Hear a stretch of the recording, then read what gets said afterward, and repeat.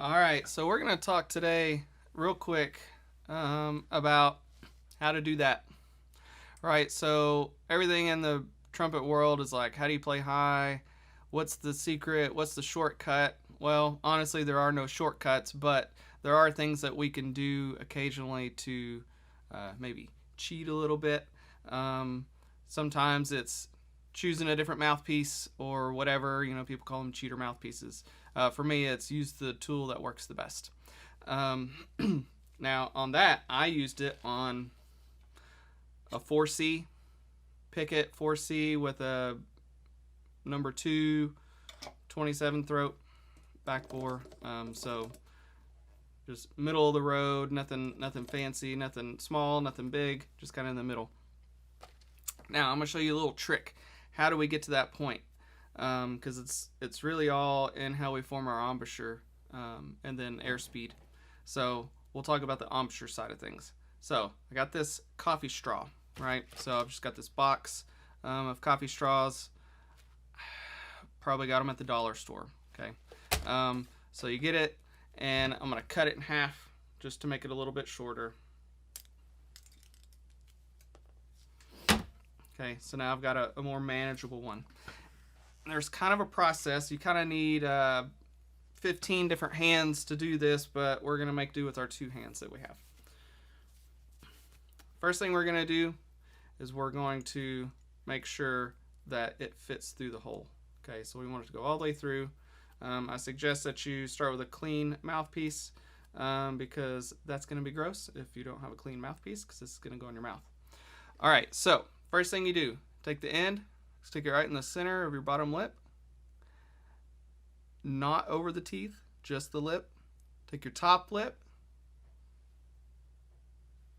Okay, your top lip's just going to hang over the edge of that straw, and then squeeze. So when you squeeze right to the center. It's going to stick that straw straight out. Okay. If you're familiar with the pencil exercise, it's the same idea. Okay. So you're going to take that, and remember, this is not with the teeth. This is all in front of the teeth. Okay. So don't use your teeth to do it. Do that. Squeeze. Then you're going to slide. As you squeeze, you're going to slide the mouthpiece over it.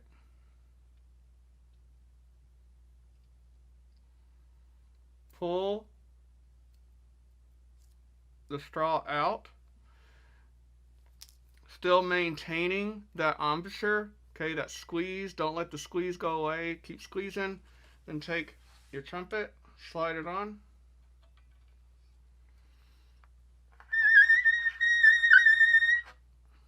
Okay, so you've formed a really, really tight rolled in embouchure. Now, I'm not saying this is the embouchure that you need to play with, but it does give you some opportunities to experiment with your embouchure, and it's a neat little trick to show your friends, hey, I'm going to squeak out this really high note. Okay, it may not be usable right now, but the saying, squeaks today or notes tomorrow. So anyway, I suggest, if you're used to playing with a really open, embouchure like that, where it's, coming out sounding like that, I always tell my students, roll in that bottom lip, and that's exactly what this is making you do. So it's rolling it in. It's getting all that pink squeezed together so that you're not playing on the pink. Okay. Now, obviously, once you do that, and you can start kind of squeezing out those high notes, you can kind of relax this a little bit as you roll down into the normal range.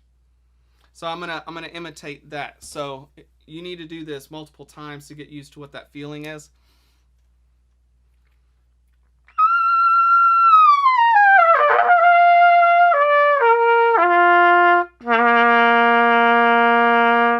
Okay, so you can get it to where you can play all the way down into the low register with that rolled in embouchure. Obviously, it's not going to be super easy to do that, but that's gonna work your way into finding what's the happy medium between that super high setting and that really low setting that you've probably developed already. to kind of find that middle ground. For me, I like to set for a G on top of the staff. So if I just say, okay, I'm going to play a G, I'm going to start there, and then I'm going to learn how do I play down from there.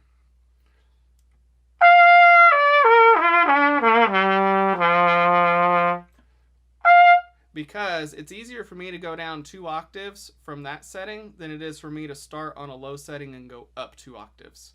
Because think about this, we all want to have solid high Cs, right? To be a trumpet player, you kind of have to have a command of that high C in order to play most of your music.